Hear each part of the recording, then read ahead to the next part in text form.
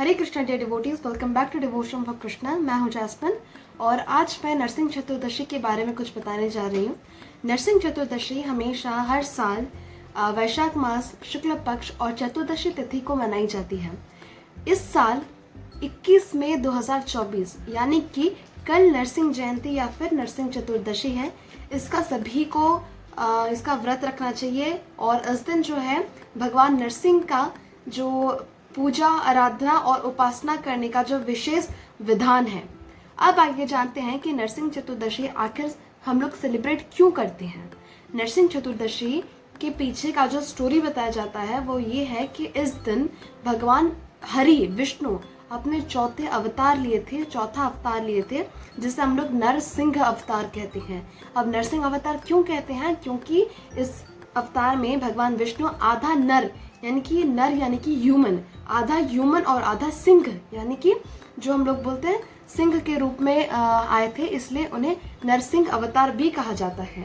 अब भगवान विष्णु या फिर भगवान नरसिंह क्यों प्रकट हुए थे कल वो अपने भक्त प्रहलाद के लिए प्रकट हुए थे। अब भक्त प्रहलाद कौन है? भक्त प्रहलाद राक्षस राज हिरण्यकश्यप के पुत्र हैं। हिरण्यकश्यप, जैसा कि हम सब जानते हैं कि हिरण्यकश्यप एक राक्षस कुल से थे और भक्त प्रहलाद महाराज भी राक्षस कुल के थे, लेकिन फिर भी जो डिफरेंस इन दोनों के बीच था वो ये था कि जो हिरण्यकश्यप हैं वो स्पिरिचुअलिटी से काफ़ी दूर है और उनका जो राक्षस स्वभाव था और इवन वो विष्णु पूजा या फिर किसी भी भगवान की पूजा आराधना करने के लिए वो मना करते हैं, रोकते हैं। उनके पूरे राज्य में कोई किसी भगवान को नहीं पूज सकता, यहाँ तक कि उनकी पत्नी, उनके पुत्र तक नहीं। तो जब उनका बेटा हुआ, जैसे हम लोग प्रहलाद महाराज के नाम से जानते हैं, प्रहलाद महाराज अपनी माता से विष्णु भगवान की कथाएं सुनकर विष्णु भक्ति में लीन होना चाहते थे और भगवान विष्णु की आराधना करते थे। उनके पास कोई डीटी नहीं था वर्शिप करने के लिए, तो इसीलिए वो हमेशा भगवान नारायण को पूछते थे, केवल उनका नाम जाप करके। इसी तरीके से भक्त प्रहलाद जो है अपनी भक्ति करते थे और जब ये बात हिरण्यकश्यप को मालूम पड़ा तो उन्होंने कई सारे अटैक्स किए। कहीं उनको खाई में फेंक दिया या फिर आग में झोंक दिया। इस तरीके से कई सारे जो भक्त प्रहलाद के ऊपर अटैक्स हुआ करते थे, उनको मारने की कोशिश करते थे उनके पिता, मगर हर वक्त जो प्रहलाद हैं वो भगवान विष्णु की कृपा से बच जाते थे। और जब आखिर में जब हिरण्यकश्यप ने पूछा उनके पुत्र को कि कहाँ है तुम्हारा भगवान, कहाँ है तुम्हारे भगवान, क्योंकि तब उनके पास कोई डीटी नहीं था तो प्रहलाद महाराज नहीं कह पाएंगे कि ये है मेरे भगवान। तब तो ये सब नहीं था ना, क्योंकि उनके राज्य में ये सब मना था। तो इसीलिए जो प्रहलाद महाराज आराधना करते हैं भगवान विष्णु के और उसी वक्त जो भगवान विष्णु है एक खंबे से नरसिंह अवतार में प्रकट होते हैं। तो ये उसकी जो है स्टोरी बताई जाती है, ये रियल इंसिडेंट है, ये बताई जाती है।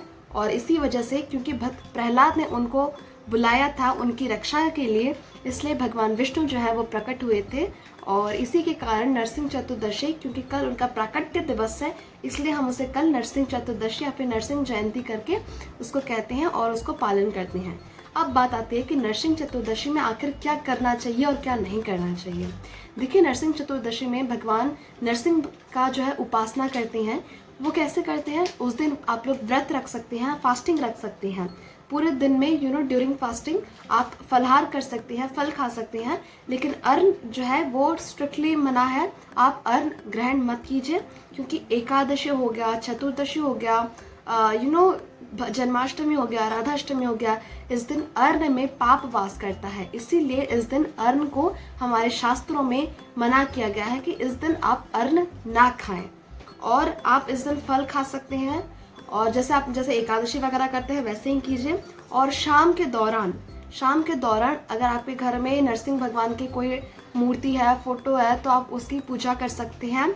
उनको विराजमान कीजिए एक जगह, उनको आप चंदन उनको लगाइए, उनका तिलक कीजिए, उनको वो जो क्या बोलते हैं रुमाली की क्या आता है उसको आप उनको डाल सकते हैं, उनको भोग लगाइए। भोग में तुलसी होना अनिवार्य है, क्योंकि विष्णु भगवान के कोई भी रूप को अगर आप भोग प्रदान करना चाहते हैं तो आपको उसमें तुलसी पत्र ज़रूर डालना चाहिए।